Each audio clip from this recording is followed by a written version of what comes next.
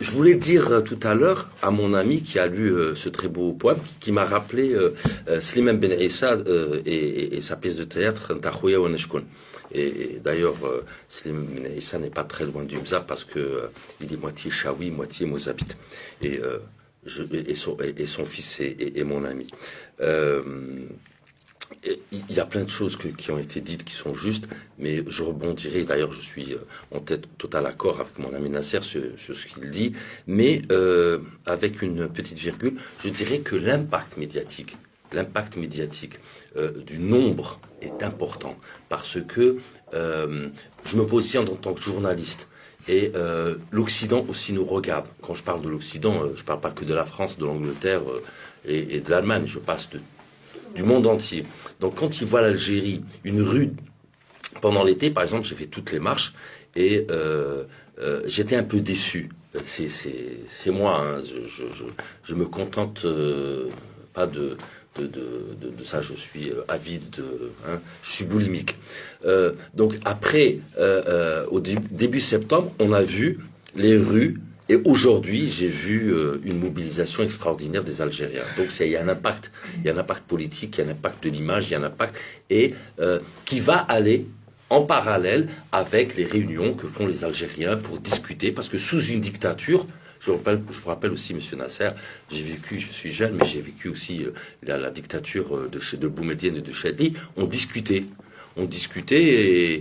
et ça n'a pas empêché Boumedienne d'asseoir son pouvoir 13 ans.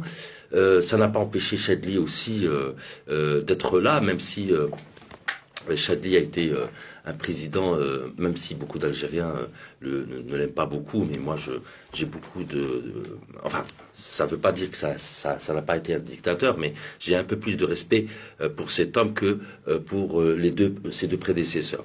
Je reviens à aussi la continuité aussi. Il faut continuer. C'est dans la continuité. C'est comme une équipe de football qui veut, il y a rigueur.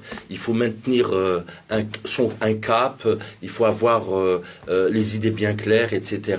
Et c'est comme si c'était un chaudron bouillant et on rajoute des idées, au fur et à mesure qu'on avance.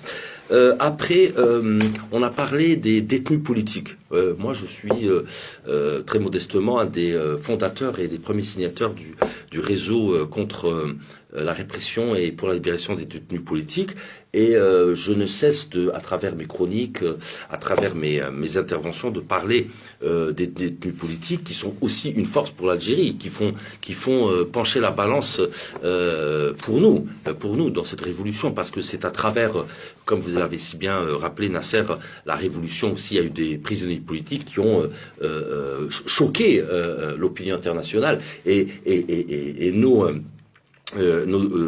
détenus politiques choquent aussi par la manière, je suis pas habilité à parler de droit parce que je n'ai pas les compétences, mais j'ai beaucoup d'amis avocats qui m'ont parlé et de ça, donc ça n'a pas la procédure n'a pas été respectée. Donc pourquoi je vous parle de ça? Parce que j'ai rencontré une avocate et j'ai eu l'honneur de connaître la maman d'un détenu politique. Le plus jeune, il a 19 ans, et il s'appelle Amin Ould-Taleb. Et si vous permettez, j'ai une petite chronique sur ce jeune homme et sur aussi un jeune confrère qui a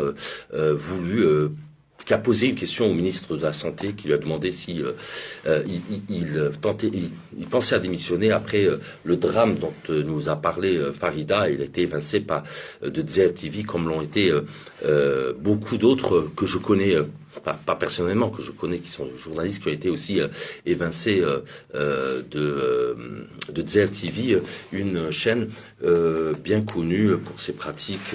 Elle n'est pas à son premier coup d'essai. Donc ma chronique a pour titre pour toi Amin Ould-Taleb. Vidé de ses intellectuels, de ses vrais révolutionnaires, de ses jeunes et de ses femmes, l'Algérie se consume. Je ne cesserai jamais de parler à chaque fois que l'occasion s'offre à moi des prisonniers politiques. Le vrai baromètre de la démocratie, ce sont 96 jours que mes frères militants sont derrière les barreaux du régime d'Alger. Aujourd'hui, je vous parlerai d'Amin Ould Taleb. Il a 19 ans, il croupit dans les geôles du pouvoir d'Alger et risque, d'après son avocate, entre 3 ans et 10 ans de prison. Son seul crime, c'est d'avoir brandi l'emblème Amazir. Amin, le plus jeune détenu pour délit d'opinion en Algérie, tient bon. Son moral n'est nullement atteint, c'est ce que m'avait confié son avocate, appuyé par une déclaration, un témoignage de Hajr al-Moul lors de la marche de vendredi dernier, appelant les manifestants à ne pas céder du terrain.